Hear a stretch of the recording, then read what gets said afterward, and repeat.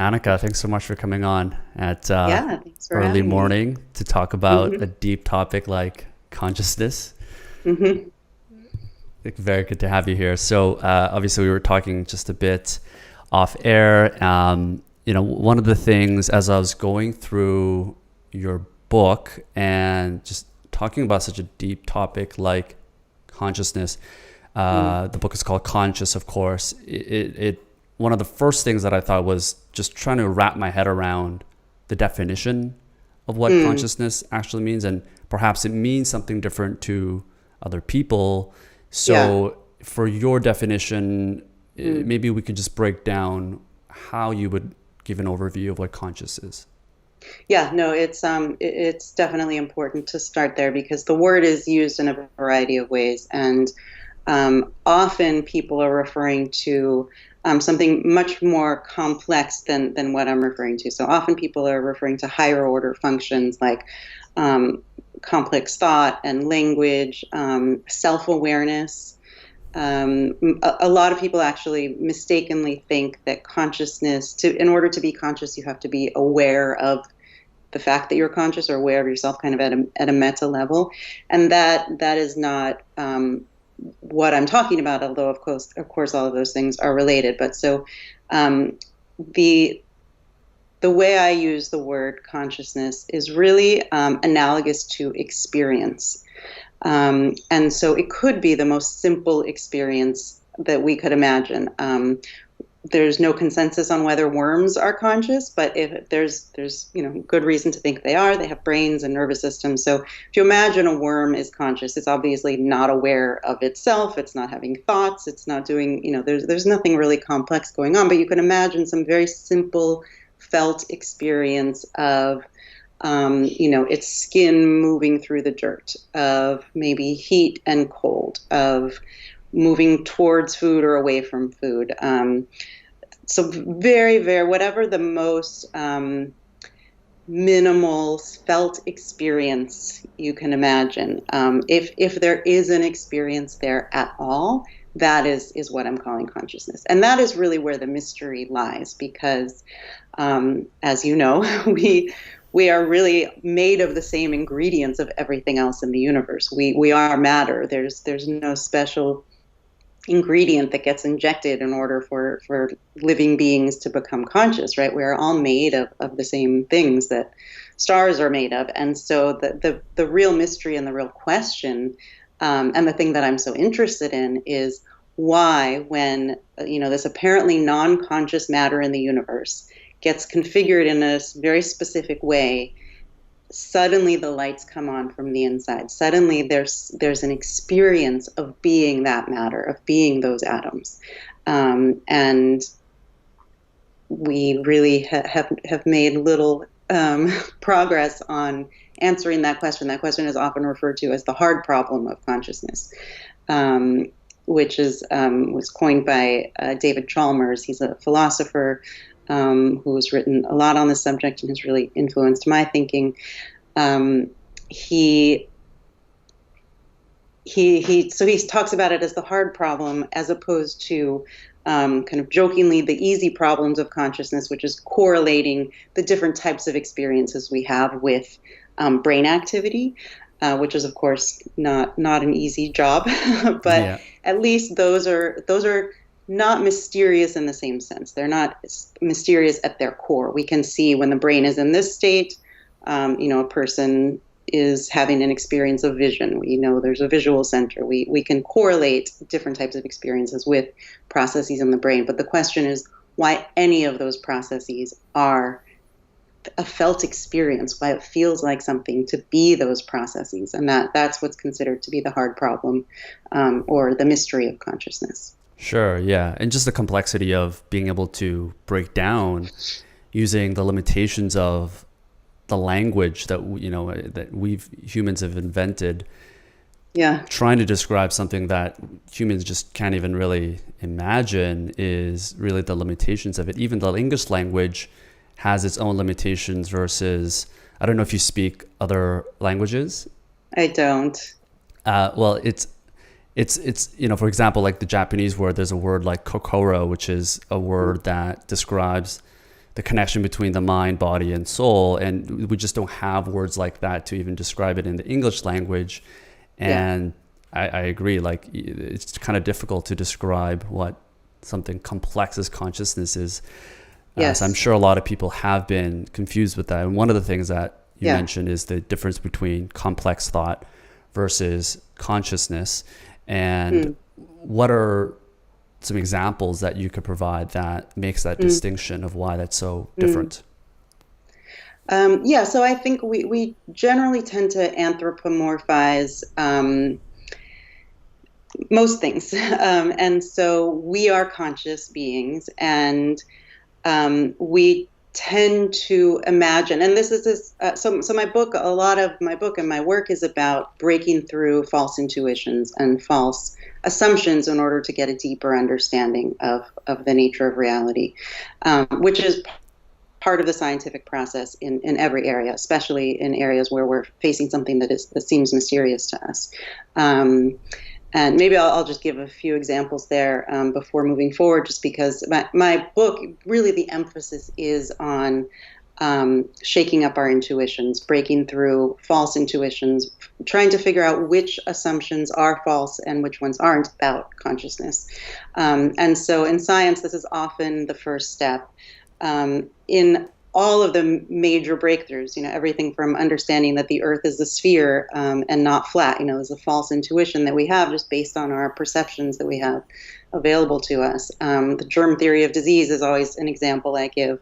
We weren't set up with senses to be able to detect microscopic organisms and understand that they can harm us. And so when we encounter these things that we don't understand, there's usually that we simply don't have intuitions for most of the time. There's usually a period in science where we're really faced with counterintuitive evidence, and it takes a period of time before we can kind of absorb that new evidence and shift our intuitions, or just be willing to let them go so that we can really see the truth for what it is, so that we can really understand that even though the earth feels flat, it's actually a sphere, and here's the evidence. And it starts to actually shift our intuitions a bit. And so I think we're at a point like that with consciousness right now. I think there's a lot in neuroscience, in modern neuroscience already that we understand. There are some illusions that we know that we have. There's a lot about how the brain works that tells us that a lot of our intuitions are false.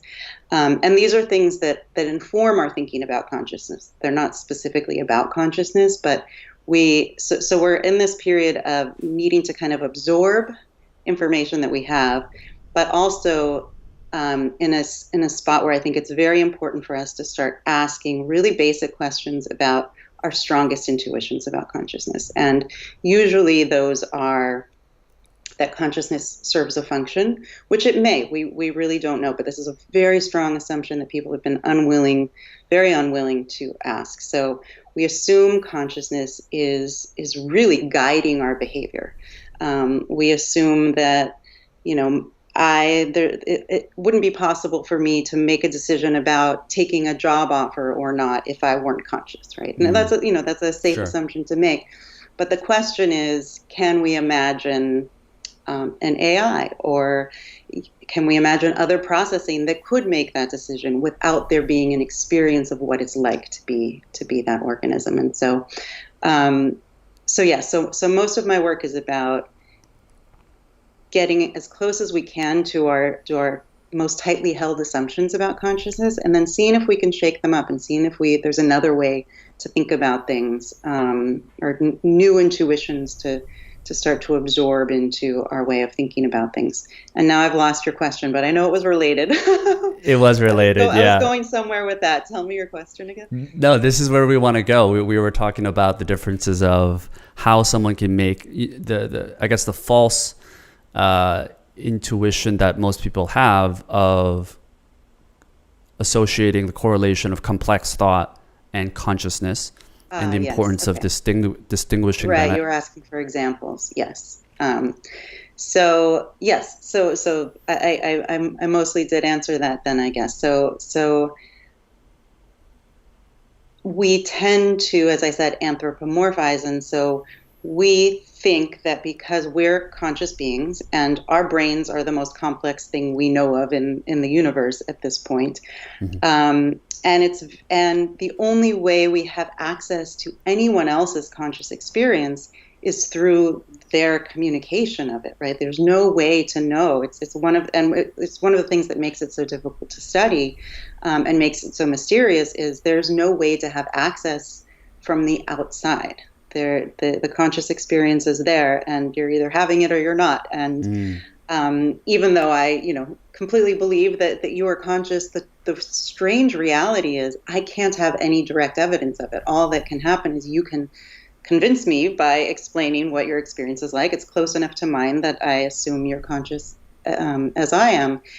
So as things become less like us, we tend to assume, or we have less of a confidence that they have consciousness. And so, and the same is true of all the things that we assume consciousness is for. And thinking is one of them for sure, and language, and experiencing pain, and, the whole range of things that we experience.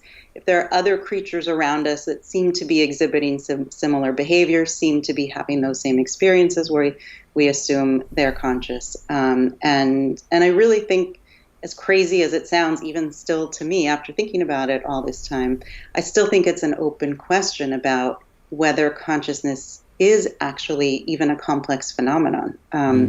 And so... What do you mean by that? So yes. So most people, and most scientists at this point, assume that consciousness arises, that it's an emergent property that arises out of complex processing. Many scientists at this point, because of our advancements in AI, are open to the idea that some advanced AI could develop consciousness based on the complexity and the integration of ideas and information and decision making and all of those things that our brains do.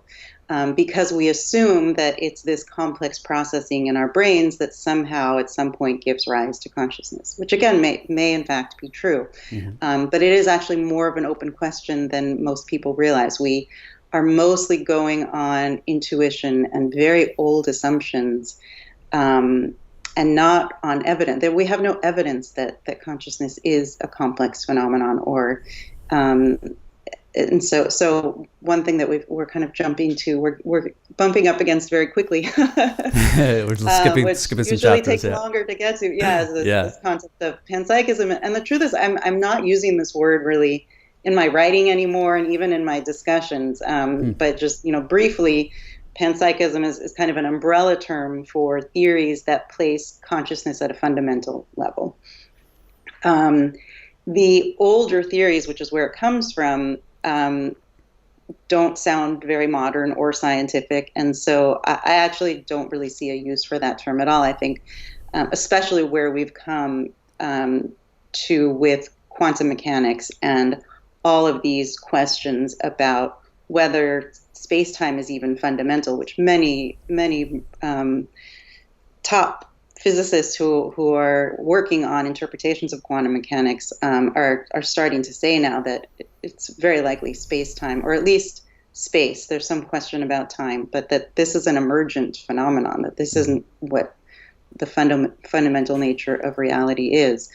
And so I think we can simply ask the question, is it possible that consciousness is actually much more fundamental than we have assumed? And it's something that's very simple and basic and not part of complex phenomena. And I think it's a very open question, and it may or may not be. But I just think that at this point, that's a clear, legitimate question for scientists. And we were talking earlier, I really think this is a question for collaboration between physicists and neuroscientists. But in some ways, I think of this as more in the realm of physics even than neuroscience. I think neuroscience will be able to inform a lot of this work. But yeah, there are many reputable physicists who are working on this very question. And the question is simply, is consciousness a fundamental feature of the universe in the form of a field, or it's a big question, so it's It hard to is. know how that would take shape. But Yeah, yeah, and we'll so definitely. I tend to just ask it as a legitimate scientific question rather than use an ism, which is old and doesn't really apply to everything we know now, I think. Yeah, it's a hard word to say. It just sounds kind of Yeah, weird. People think yeah, about like other really don't things. I like that think. word. Yeah, just I don't know who invented that word, but anyways, Yeah, um, 16th century. Yeah.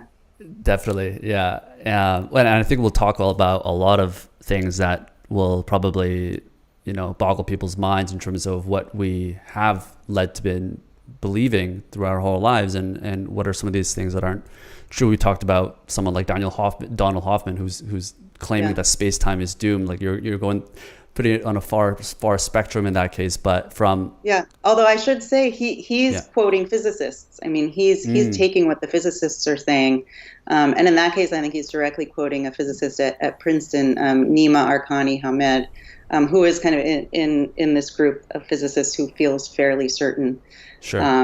that space time is emergent. Yeah.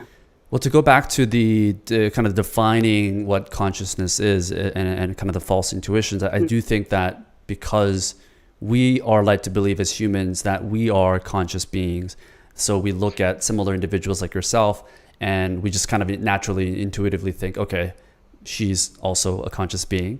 Mm-hmm. And I guess for humans, we associate that with the reactions of physical harm or being able to care for others and Mm-hmm. being able to make certain decisions, I guess. I think this kind of brings us to the idea of locked-in syndrome.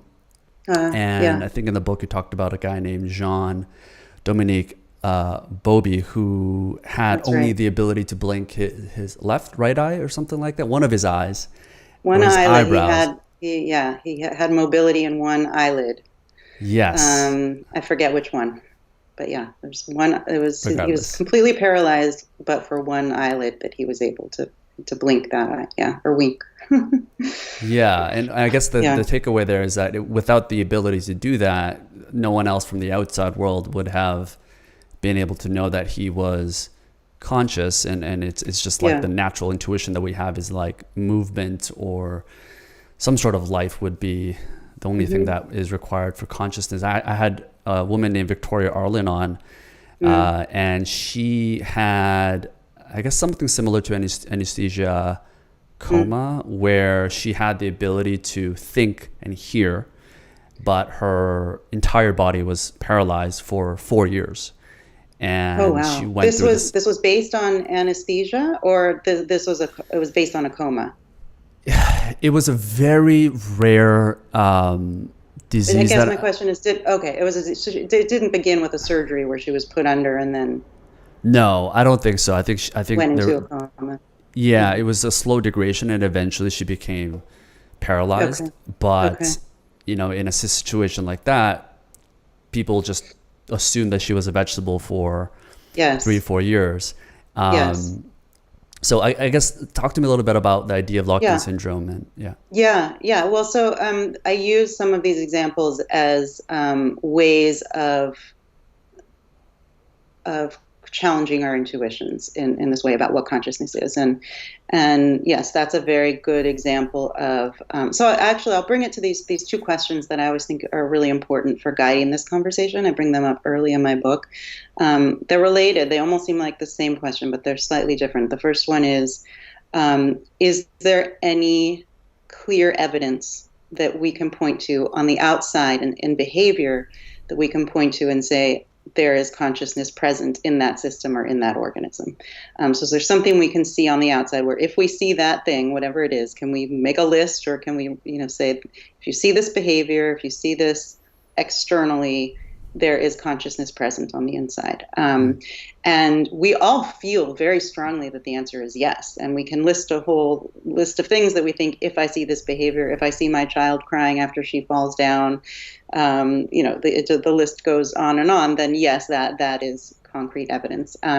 We can talk a little bit about why that may or may not be true. And looking at plant behavior is one area. We can go there next, which I yeah, think is very interesting, to look at where certain behaviors, it's not as easy to answer these questions as we would think, and our intuitions start to fall apart the deeper we deep. And so the second question is consciousness doing anything? Is it guiding our behavior? Is it helping us make choices? Is it the thing that drives anything that we do, including thoughts and decisions? And again, we have a very strong sense that the answer is yes, and there are a lot of reasons actually to question that. There are a lot of things that kind of undermine that intuition. And so locked-in syndrome is interesting because it's the opposite of having evidence of behavior.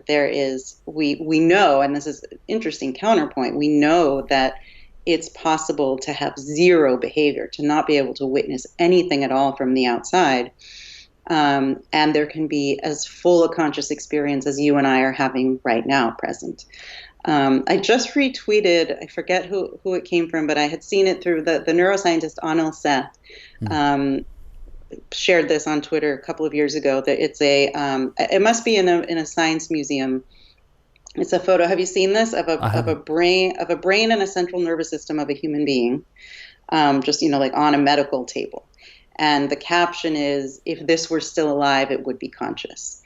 And there's something so interesting about that, and it's very similar to locked-in syndrome because it really challenges our intuitions about what we normally take as evidence of consciousness in a system, and where we assume there isn't consciousness and where we assume there is, and how we could be wrong on both sides of the spectrum. And so, yeah, I mean, there's a lot to talk about there in terms of locked-in syndrome. I was just going to move on to plants, but I didn't want to move on too quickly. If you wanted to talk more about kind of that state and what we can learn from it. Yeah, I mean, I think it kind of presents the opposite situation of what we normally define as consciousness, and I think plants are a good segue to that in terms of particularly the situation you talk about with Douglas firs and the Venus flytrap. I mean, maybe we can give people an overview of like some examples of that, which is gonna log people's minds, Yeah. So I learned actually just doing research for my book. I knew a little bit about it before, but now I know a lot more, and I'm even more dumbfounded by it. Crazy. There are extremely complex plant behaviors. Daniel Chamovitz is a great person to read. He wrote a book, What a Plant Knows. He has done a lot of research about plant senses, including the DNA and genes that are responsible for certain senses, and the crossover, the genes that we share with plants. Actually, I'll just give this one example. I find it so interesting. So one way plants sense their environment is through light. And, we've all had some experience, whether it's through time-lapse photography or just having a houseplant that happens. Some houseplants move a lot more than others. And if you have one that moves a lot, you can see it gravitating towards the light and moving its position, or opening and closing flowers, depending on the lighting situation. And so they have receptors for light, and they're responding to them in real time. And it turns out, this is Daniel Chamovitz's work, that we share this light detecting gene with plants, and it regulates all kinds of things in the human body related to light, including circadian rhythms. And obviously, it's very differently expressed in humans, but it's interesting that not only does some of the behavior in plants turn out to be much more complex than we would necessarily just know in our daily observations, but they're similar down to the DNA.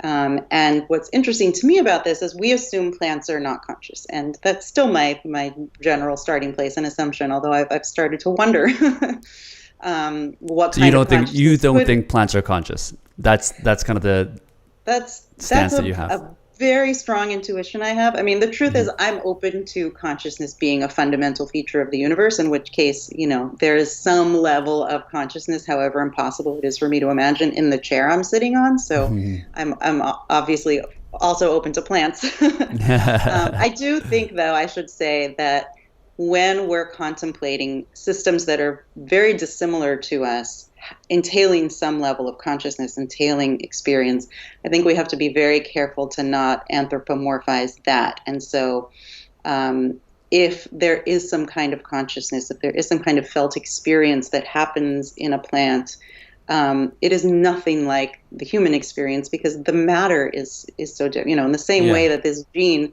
produces very different behavior in a plant than it does in a human being. We're not very similar creatures. And so the idea that I think some people jump to, if something's conscious, again, they're making that connection. They assume they have complex processing, complex thoughts, and so they suddenly assume a plant is like a human and has feelings of love, and you can speak telepathically to your plant. And I wouldn't subscribe to any of that. But I am open to the idea that these processes could have a felt experience associated with them. Yeah. So plants, I mean, they also feel their environment. The way vines are able to wrap themselves around, climb up walls, is they're actually sensing the material that they're wrapping themselves around. And a Venus flytrap is one of the more trippy displays of this, where they're really waiting to sense for food to arrive. A beetle, a frog. Sure, yeah. And so there are two hairs, and they have to be touched in succession, but within a certain time frame. And so the plant is keeping track of all of this. The plant has a sort of memory of how long ago the first hair was touched. And so there's a way that living creatures move, so that it's kind of got an algorithm for, it is very likely to be a living creature I can consume if it touches hair A and then hair B within a certain time frame. And the second that second hair is touched within the right time frame, it snaps shut. And so there's it's crazy. There's like 1/10 of a second, right? Right. And so a lot of the behaviors on that list, when I talked about these first two questions, what evidence can we see on the outside? A lot of the things, if we were to make a list, it's actually hard to not include a lot of plant behavior. And you were talking about the trees. This is Susan Simard's work, where she researched underground inter-tree communication in the Canadian forest. A lot of fascinating facts were revealed about this. The thing that I find the most interesting and the most related to behavior that we would assume it has to do with consciousness are the trees were able to recognize their own kin. And so there are all these trees in the forest, different species of trees. The trees can recognize the trees that grew from their own seedlings throughout the forest, and they have these complex networks, mycorrhizal networks, fungal networks, where they communicate and share carbon, and these mother trees, as she calls them, deliver more carbon to their own kin than they do to the other trees that they're sharing with. They'll also make more room for the roots of their kin, and there's very complex behavior and communication going on that at a similar level in humans, we assume consciousness is present. And so the main reason I actually bring up plant behavior in my book is for the opposite reason, actually, not to convince people that plants are conscious, but to shake up this intuition we have that if there's certain behavior present, there is consciousness present, and if there isn't, there's not. And how easily we can look at plants and not even notice all of this complex behavior and very easily assume there's no consciousness present. And so how can that be applied to other areas as well? And why is it that when I look at a dog, for instance, I don't assume the dog is like the tree, right? Like what is it? What do I think is proof that consciousness is present in one place and not another? And the lines start to get very blurry and confusing when you look at them closely. Yeah.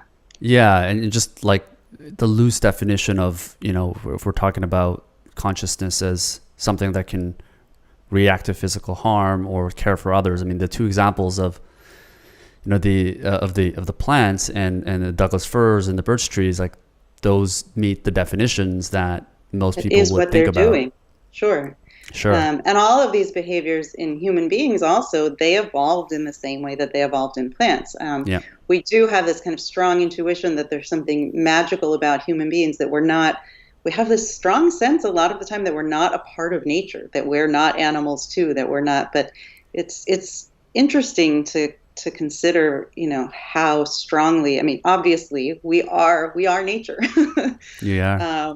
We came about due to very similar processes, and we are trying to survive in the same way that they are. And the idea that consciousness begins at a certain complexity is not so easy to find evidence for. Yeah. And then we'll definitely go into this idea of our sense of self and this natural human tendency to attach ourselves to the self that we have. But I think the question that I had for you in terms of, this example around plant consciousness is that I think it seems like most people are looking at consciousness as like this black or white thing, like you either have it or you don't. But can we think about consciousness as a spectrum where some species may have perhaps a greater diversity of it, like humans, but it doesn't mean that someone that has a lower diversity of it is not conscious.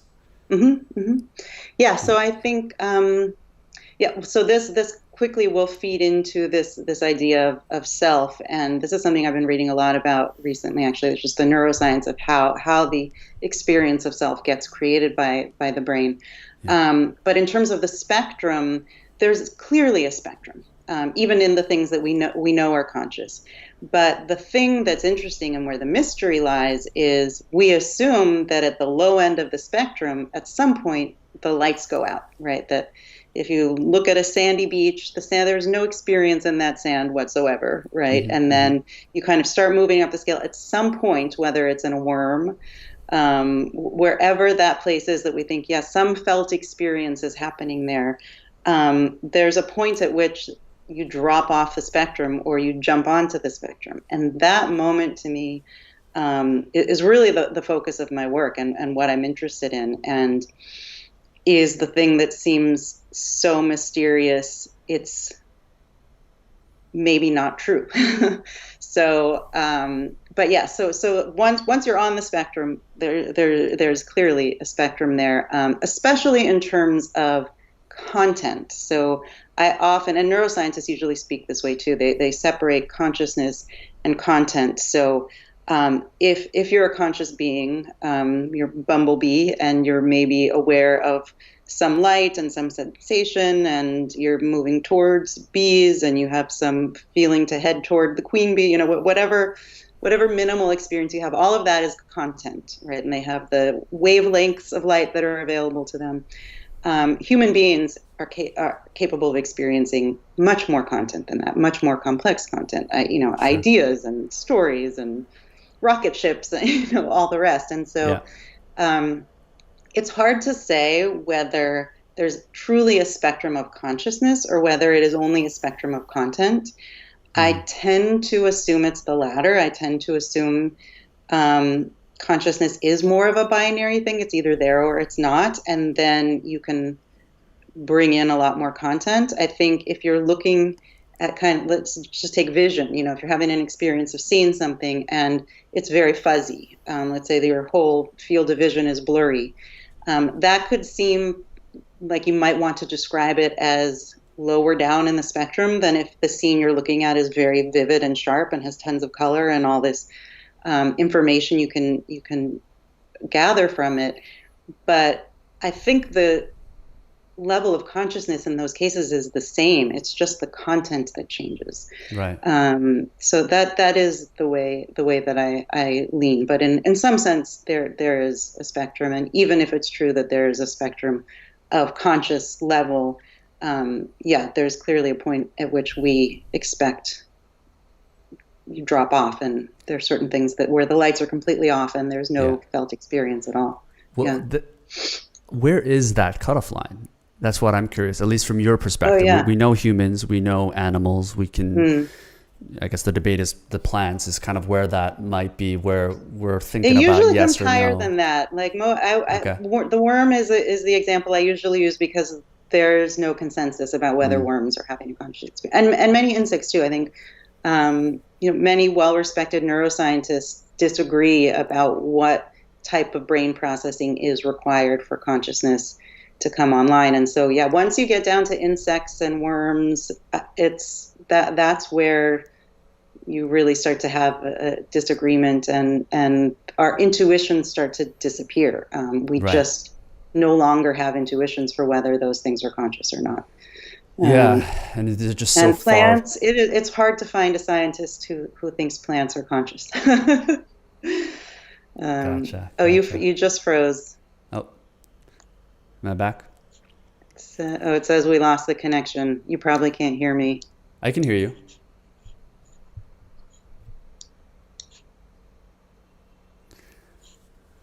Let me know when I'm If back. you can hear me. Oh, you're back. Could Yeah, you hear me that whole I time? could I Oh, could hear it okay. the whole time. Yeah, yeah. I'm not sure what Weird. happened there, Okay. but I'll I'm timestamp sure that. the problem's on my end. Okay. Yeah. Well, I think this is a good You lead. were about to say something. Mhm. Yeah, I was just mentioning, I guess I think this is a good leeway into this idea of the sense of self, and I think maybe a precursor Mm, to that would be talking a little bit about the split brain, because I think that mm, those mm, examples can kind of really help reshape mm. this idea of the sense of self. Can you talk a little bit Yeah. about the split brain Yeah. experiment? Yeah. And I might actually even just make a clear um, distinction, just to make sure that the terminology is clear. Hmm. Because self is another word like consciousness that is used a lot of different ways. Excuse me. And a lot of the time when people talk about the self, they're talking about the autobiographical self. So the autobiographical self is basically, everything I've retained from my memory, the sense that I am the same person I was when I was 3, even though I'm obviously, very different, but that there's a um, center that has moved through time, all of which in some way is me and my story. And that includes my name and all of the experiences I've had and where I live, and all of these facts. Mm. And so some people might say that, if I woke up with amnesia tomorrow and couldn't remember any of these details, that I would have lost my sense of self, which is true in a sense, but that's not the self that I'm talking about. So someone who has amnesia will still say things like, I can't remember my name. I Mm. don't know where I live. I'm confused. And they're referring to an I that feels very substantial still, even though they have no details to describe it. They still have a sense that they are an I, that they are kind of a single point. I mean, it's interesting when you get people to try to talk about what this actually entails, but it's really where the idea of a belief in a soul comes from. And we all, whatever our beliefs are, and however much we know or don't know about the brain, we all still walk around with this very strong sense that there's a me, there's a solid center that exists, that almost, even though I'm saying it now and I know it's not true, but I almost have this sense that I could leave my body, Mm. and I refer to my body, as if I'm here, and yes, if I lost my right arm, I'd still be me, and kind of no matter what happens to my body, there's still a me somewhere, riding in my brain. And we know that's not the nature of reality. We know that everything I'm experiencing is brain processing. It is just constant electrical firing that's going on, and there is no self. There is no solid center that moves through time.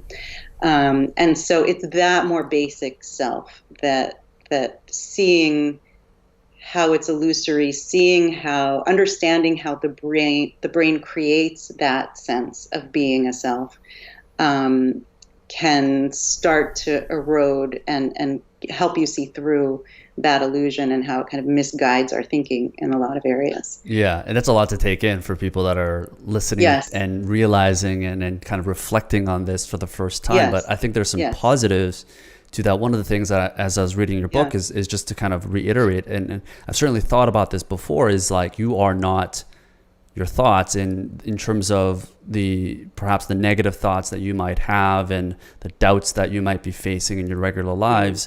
mm, There is some positivity that you can be actionable in terms of improving the quality of your life by being able to absolutely. separate that sense of self.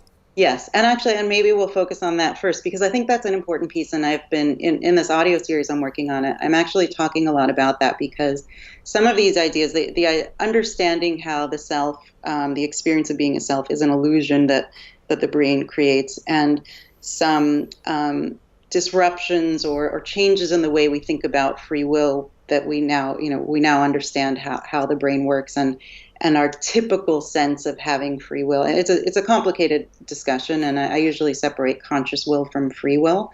But we have some false intuitions in these areas that, when they're pointed out, some people can find destabilizing and disturbing and upsetting. And there really is another way to look at it, another way to frame it, which is in fact the center of many spiritual traditions. And so I think it's important to emphasize this and for people to understand there's a very positive way to experience this, to view it. There's something very freeing about it, and the experiences that have been studied scientifically, and these are through meditation. So many people in meditative states are able to drop this illusion of self, and we now know that it takes place in a part of the brain. It's not a part of the brain, but it's kind of a network called the default mode network, which is quieted during meditation, as it is during the influence of different psychedelic substances, which is also now being scientifically studied. And in all of these studies, in these cases during meditation and during being under the influence of psychedelics, this is experienced as an extremely positive state. For most people, completely transformative, curing people from treatment-resistant depression, from PTSD, and there are a lot of factors at work, but many of them credit seeing through the illusion of self as being part of the healing process. And for people who have this experience, it is an experience of feeling more connected to the universe, more connected to nature. I mean, it is kind of a dropping away of this separateness that is the source of so much of our psychological suffering, and is not in fact true. Our brains are just not isolated from the environment. We are much more interconnected with our environment and other people than we typically feel. We typically feel very separate, as I was talking about. And so usually, hearing about the idea can feel destabilizing and scary, but the experience of actually dropping that illusion of self, which I have had many times and can attest to, is a deeply, I always hesitate to use the word spiritual, but it's a deeply spiritual, it has a very deep sense of well-being and kind of the opposite of what some people might assume. Yeah. So I think it's important to say that. And the same with free will as well, which is a harder one for people to understand. But there's a way in which being very in touch with the fact that we are a part of nature, the universe is kind of unfolding in the way that's unfolding, and we magically have this felt experience of the universe unfolding in this way. There's something very, very beautiful about having that experience. Yeah, I mean, especially with the rise of people suffering with depression and loneliness, I think a practical example of that is kind of the studies that you mentioned around psychedelics and LSD, where after a consumption, it turns off a specific, I'm definitely not going to be able to name it properly, but it turns off a specific part of your brain that the default mode network, it really quiets that down. Yeah. Right. And you kind of lose this sense of self, which allows you to stop really being in your head more and seeing yourself as an isolated, being, but more connected into nature. And I think it's just maybe an analogy to support that claim. Yeah. These studies have had incredible success. It's really unlike any other drug that's ever been used for a treatment for these disorders, where many of them have 80 to 90% efficacy after one treatment, and the effects can last for years. Yeah.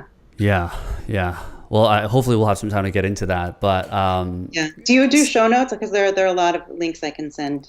We do, definitely. Around all of this research. Okay. Yeah. That'd be awesome. I'll share that. Yeah. So in terms of the split brain experiment, or at least the conjoining of brains, let's say. I think you talked about this in the book, Okay, where yeah. let's say you took half of my brain and half of your brain, and I think it's just interesting for people to hear. We could take the whole brain. We wouldn't need to leave half of it out. We could just connect all of our brains. Combine it into two, right? So like Right. in a world that happens, Yeah. I think it's just an interesting thought experiment for people to Yes. people just don't Yeah. think about this, on a regular Right. basis deeply. Well, I think, So yeah. I think it's probably more helpful to start with the split brain research, because that's something that has been done and that we do have results on what people's experience is, and it's incredibly interesting, and it really does also inform our guesses about what might happen if we did merge two brains. But so there's I don't know how much your audience might or might not be familiar with this surgery, where the patients who've undergone this surgery are called split brain patients, where most of the time it's for epileptics who are having such severe seizures, they're life-threatening, or they just can't conduct their lives. And these are due to the fact that the seizure starts on one hemisphere of the brain and spreads. It's a grand mal seizure. It basically, the electrical storm takes over the whole brain, and this is very dangerous, and also really disrupts people's lives. They can't function normally. And so in the worst cases, they will perform a procedure in which they actually sever the connection between the right and left hemispheres of the brain. And what's interesting, even though this is such a severe thing to do, for the most part, the patients afterwards seem like they basically behave the way they did before. There are very little side effects that are noticeable from the outside. But what scientists started discovering, so the first work on split brain patients was done by Michael Gazzaniga, neuroscientist, and Roger Sperry. And Gazzaniga's written many books, and he talks about this work a lot. If anyone's interested, it's very it's fascinating to read the detailed accounts of the studies that were done. But they found ways to access the right and left hemispheres of these patients' brains, because they were separate. The two hemispheres were not sharing information, but the right visual field is connected to the left hemisphere, and so this is true of most of our body. The information from our right hand is delivered to the left hemisphere. Of course, in a normal brain, in a healthy brain, all this information is shared, but that's where it gets sent. And so there's some variation, but for the most part, the right half of the body, the right visual field, the right ear, all of that information coming in through those senses is being delivered to the left hemisphere and vice versa. And the language center of the brain, not in everyone's brain, but in most brains, is in the left hemisphere. And so they tested this first, but in these patients, where the language center was in their left hemisphere, they could ask them different questions and present them with different visual stimulus in their right and left hemispheres. So they could present something to the right hemisphere, which is being projected onto the left hemisphere only. Let's see, they were projecting the word penny. So, sorry, I always get confused it's a lot to remember. So I commend you for remembering all this. But essentially, they can ask each hemisphere the same question, because the person can answer either with writing with their. They can speak with their left hemisphere, so they can answer verbally the way you and I would, and say, that's a penny, and that would be the left hemisphere communicating that message. They can give the left hand options for picking things out. What did you see? And the left hand is being controlled by the right hemisphere. So the left hand can pick something up and answer the question that way. I can also point to words. And in all of these patients, there's some difference in how the left and right hemisphere feels about different things. So you can ask a question. A couple of these patients were children. This was a very famous example. They asked this child what he wanted to be when he grew up, and he had different answers. His right and left hemispheres had different answers. Wow. You see things that are termed hemispheric rivalry, where someone will be getting dressed and their hands literally start fighting with each other because the right hemisphere, wants to put on a sweater, and the left hemisphere wants to wear a jacket. And they can be in these bizarre circumstances where one hand is trying to get them dressed while the other hand is taking the item of clothing off. In the example of the children, how drastically different was it that the career paths that they wanted to take? Were there any observations around that? Was it like similar, or like an astronaut and scientist, or was it completely different? The one I believe from this famous study was, I think it was a race car driver. Okay. They were very typical, I hate to say it in this day and age, but very typical boy response. Sure. Yeah, like race car, basketball player. I mean, there are things that he probably was not interested in when he actually grew up. Yeah. But they were different answers. And this has now just been shown time and time again with all kinds of things for preferences and thoughts. And there's even a documented case of a man who had one hemisphere was a believing Christian and the other hemisphere was an atheist. But the most, and there are many cases, you can read about these cases. They're incredibly interesting. But the cases where you just see it, based on just a momentary experience where, and this really does also get at this experience of self, because we really feel when we have a preference for something, even something as simple as I feel like wearing a sweater right now. That's very much my preference. That's what I want. I'm exerting my free will.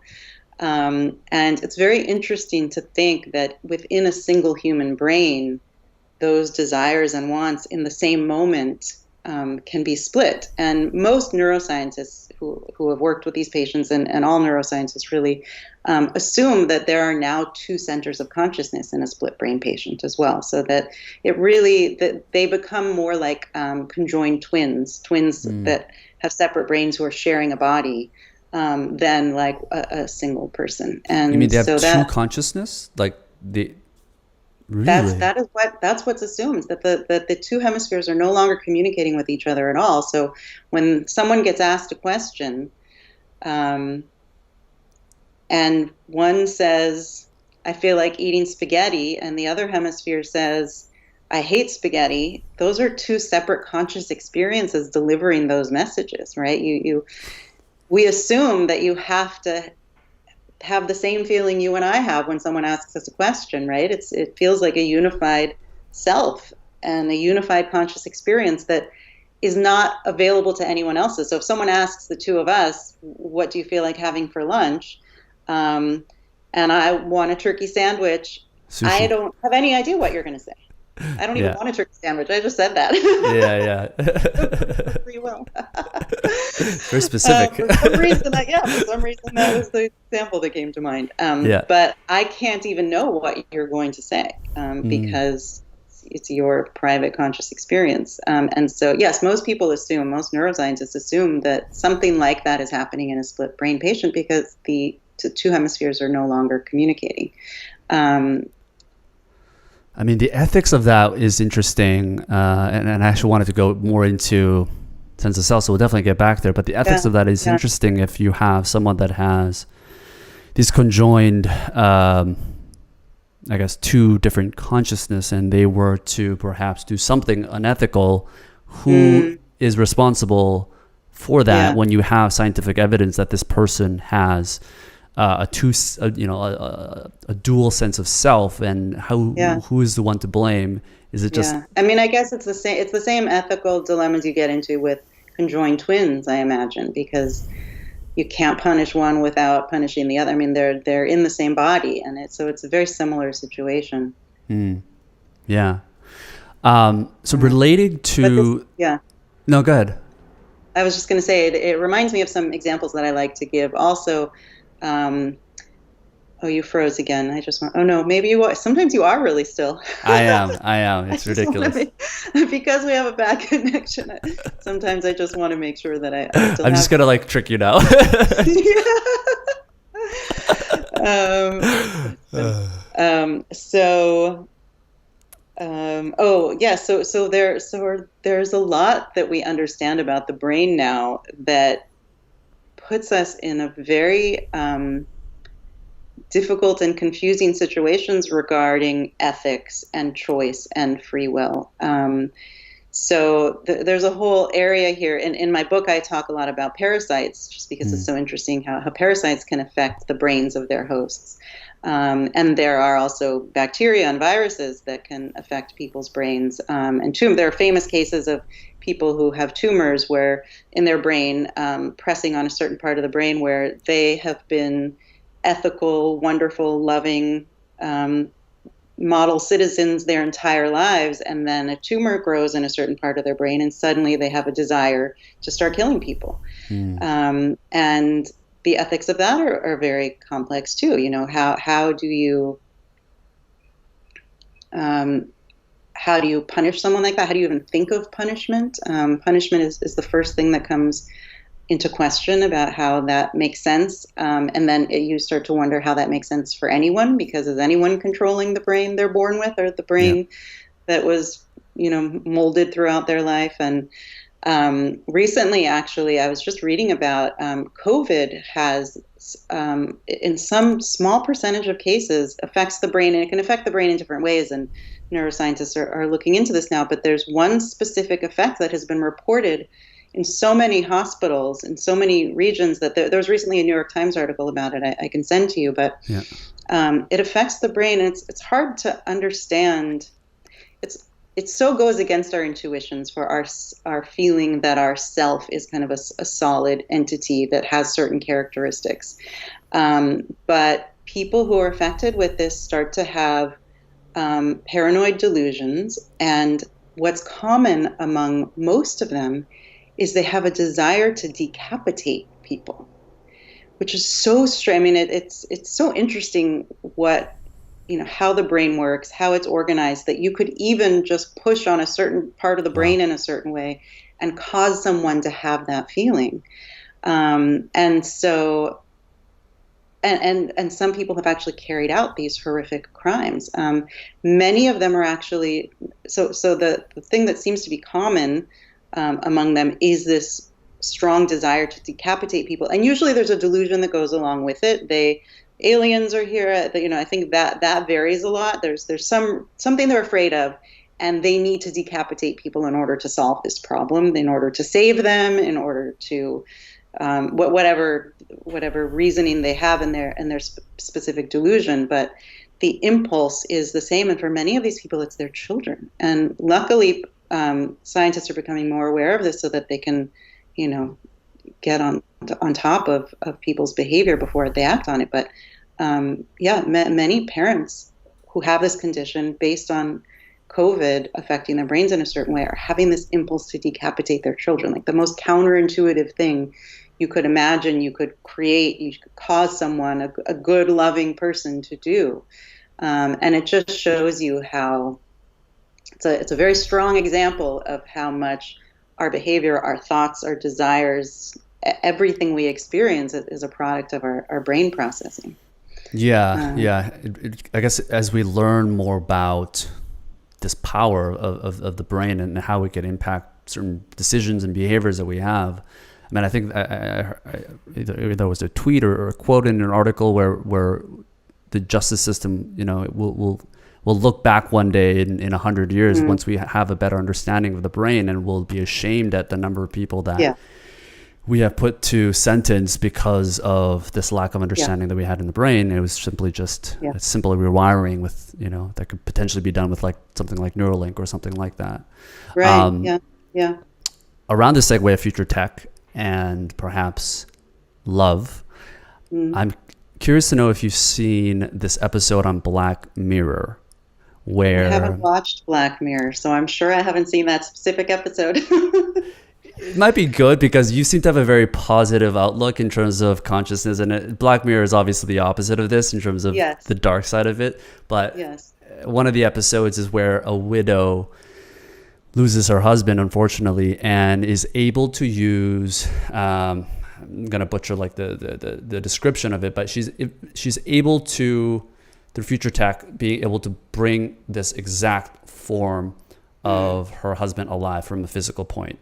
And using AI, she's able to program his voice and his sense of humor and all of these things in exact form. And perhaps more later example, kind of the one that really popularized this, is the movie Her with Scarlett Johansson, where the man falls in love with an AI assistant. Do you think, in your perspective, that humans require someone else, at least the belief that this person has consciousness, in order to be able to fall in love with them? Yes, I mean, it's tricky. I think the answer is yes, but the thing that's not clear is whether our intuitions just need to be convinced or whether our intellect needs to be convinced. And many people are talking about this now. This line, I forget, there's actually a term for it, for the point at which AI becomes so good, including the replication of skin and facial expression and all of that, where they can mimic another human being so well that our intuition is that they're conscious, even if we know that they're not. So we can be told, okay, this thing is AI, we created it, we know, but it's not actually possible that anyone could know, but let's just say we could know, hypothetically, we can say to you, this robot is not conscious. I mean, this is really Westworld, right? This is I've only seen a few episodes of it, but it's really the basis of that is the assumption that they don't have a conscious experience. But our intuitions are so strong that if I presented you with an AI that looked like a human being, seemed like a human being, sounded like a human being, and I just said they're not conscious, you still might not be able to act as if they weren't conscious. And I mean, in Westworld, I guess they do. Like you can murder this robot for fun. You can fulfill this violent fantasy you have because it doesn't actually hurt anyone. But whether we're capable of that or not, I mean, I think most people aren't. I think we will still feel and act as if they are conscious, even if we're told that they're not. And the truth is, we won't know. We'll never know. I mean, it could be an AI that's trying to convince us that they are conscious beings, but we will never know whether that's the case, right? Yeah. I mean, my hope is that we can advance far enough in our understanding of consciousness that we will have some sense, at least of the content of what could be conscious, if the thing is conscious. What do you think that could be, if you were to just kind of make some predictions?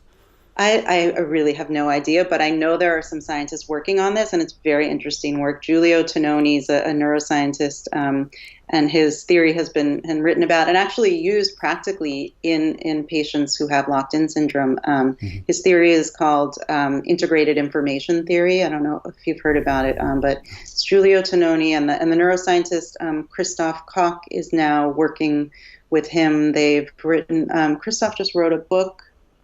I'm forgetting the name. I'll send you the name of that book where he gives a full explanation of what IIT claims and then the practical use of it. And so there's I forget where this was most recently published. I'm sure there's something in the New York Times on this method, but it was the popular term of it is zap and zip, and it's a complicated procedure that I probably don't need to explain in detail, but they've actually been able to apply integrated information theory to a device that delivers an electrical stimulus, and based on the output of that, based on what they read from the EEG after delivering the electrical impulse, they can make a calculation to determine whether someone is conscious. And now it's been proven that this technique works. It's not foolproof, and there's a lot of more work that has to be done for it to be Sure. as precise as we would need it to be, but it has been able to detect consciousness in locked-in patients where the person is later conscious and can confirm that yes, Wow. they were in fact conscious. And there's actually another method now they're using, which I find so interesting. And then they did a collaboration with Tononi's team to see if integrated information theory applied to this patient. So they had this patient who seemed to be in a vegetative state. They assumed there was no consciousness there. I can't remember why. There were some hints that they might be conscious, and I forget what reason they had for being suspicious about it. And so someone came up with a method, a neuroscientist, where they put this patient in an fMRI scanner and told her she was a tennis player, and they told her to imagine playing tennis. And then to imagine something else that would have activated a very different part of the brain. So imagining playing tennis would activate a lot of the parts of the brain that would be activated when you actually play tennis. I forget what that was, so what it was contrasted with, but they were attempting to get her to willingly trigger different parts of her brain, and this was in fact detected on the fMRI. It was very clear that when she was thinking about tennis, that that those parts of her brain would light up, and when they were telling her to think, and she was following the instructions of the experimenters. And then this was also confirmed with this zap and zip, I think it's called, technique, where the information they got from their procedure on this same patient's brain showed that there was consciousness. And so that work will just continue. I think we'll inevitably just get better and better at that. I don't think that work is very relevant for knowing how deep into the universe consciousness runs. I think it's very likely relevant for, I think the thing it's likely doing well is sensing whether the type of experience that you and I are having right now of being a self and being able to experience pain and thoughts and the types of, human mind experiences that we value and that are important and that are very likely necessary for any real suffering to take place. I think they are getting better at detecting that. And of course, that is a huge service to humanity and to anyone who becomes unconscious to be able to have a tool to know whether they actually are experiencing something. That'd be huge. Yeah. Wow. Well, Annaka, I guess as a way to close off, and I think initially I was trying to ask you about this in the beginning, but what is the purpose of all this? What is the I don't mean life, but let's distill it down a little bit. But what is the purpose of consciousness? And I think evolutionary perspective wise, most people are led to believe that everything that we have through natural selection serves some sort of a purpose that has helped us survive. And, I was even going back to talking about Donald Hoffman, I was talking about, because he claims, the false reality that we live in. And one of the questions I asked him was like, what's the purpose of being able to see a star at night? And what's the payoff of that for survival? And just curious to get your thoughts on this underlying layer of all the hour discussion that we had about consciousness. What is the purpose of it and how does it serve us?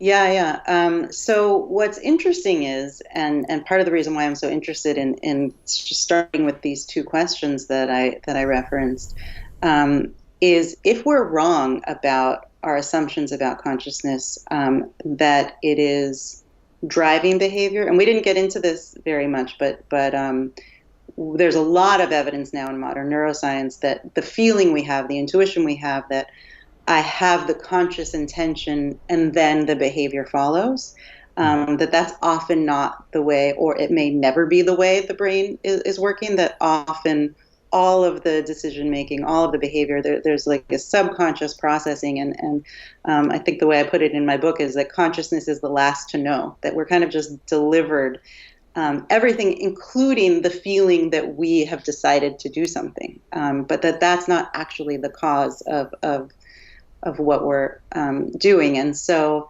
there are a lot of reasons to question what we think consciousness is doing and what it's for, and then you go back a step and realize that that affects how we look at the evolution argument. Because if, and I really don't know, this is an open question, but if consciousness is not serving the functions we think it is, then the evolution argument goes out the window, because the evolution argument is, well, consciousness enables us to A, B, and C, and that's why it evolved. But if that's not actually the function of consciousness, then it's possibly something that didn't evolve and that was here long before even life. And so if there's a property of matter, if it's actually something much more basic and much more simple and much more pervasive, so that matter has all of these fundamental properties that we know about, but that in fact there's also an intrinsic property of what it feels like to be that matter, whatever that matter is, then consciousness just came along with all of the other behaviors that evolution formed, but it was there prior to that. And so we just don't know.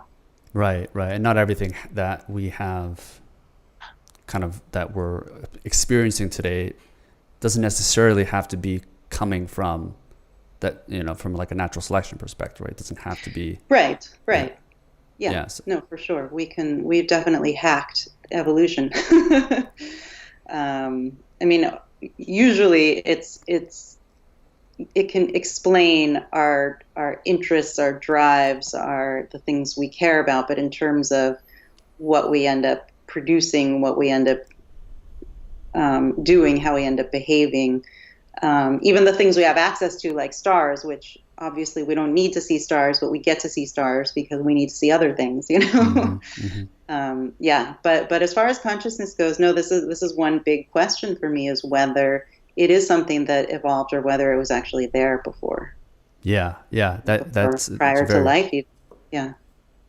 Right. Yeah, it's a very interesting way to look at that, and I think that's a good kind of end off point. We didn't discuss the delayed consciousness part, and I think it's so fascinating, especially with the addition and subtraction example that you give and the pushing of the buttons. Yeah.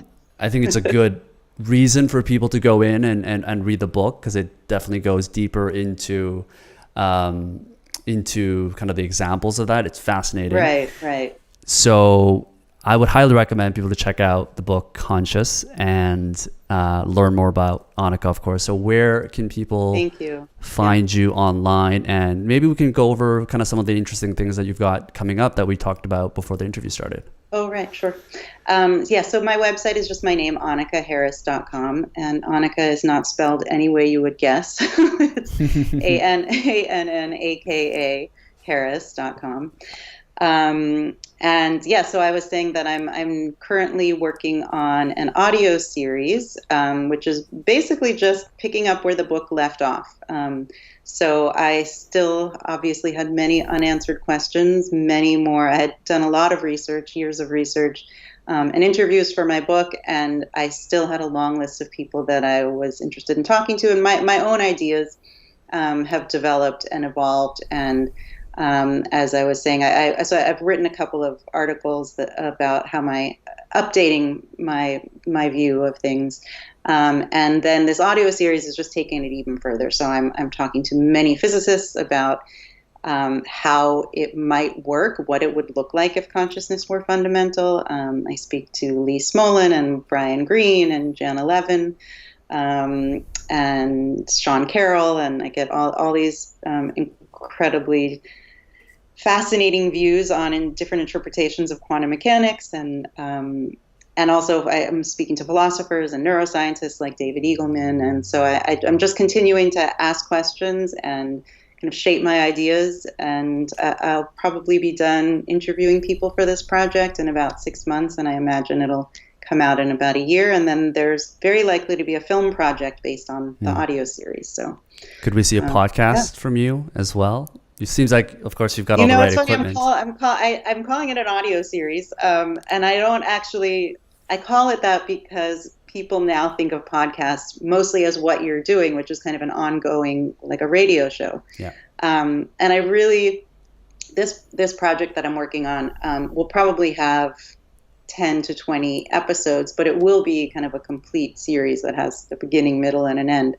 And it will be highly edited and highly produced. So I, for whatever reason, I'm just more interested in creating kind of a finished, polished product than doing regular interviews in that way. But I have a feeling that I'm not going to lose interest in this subject. So once I'm on the other side of these projects, I'm sure there'll be something else that I'm working on related to consciousness. So I love it. So I read a very poorly joke written in one of the interviews that you had of someone mentioning your husband Sam, where they said that Sam actually took a good name for your podcast, which is Waking Up with Sam Harris, which is like, you're really the only person that wakes up with Sam Harris on a physical basis. I was like, oh God. Underrated but poorly tasted joke, I felt, but I just thought I should mention that. Yeah. Annaka, thanks so much for coming on the show. I'll link all the show notes, and if you're able to send over kind of some of the research that we discussed, I'll definitely link that out. So thank you so much. Sounds good. Thank you. It was fun to talk.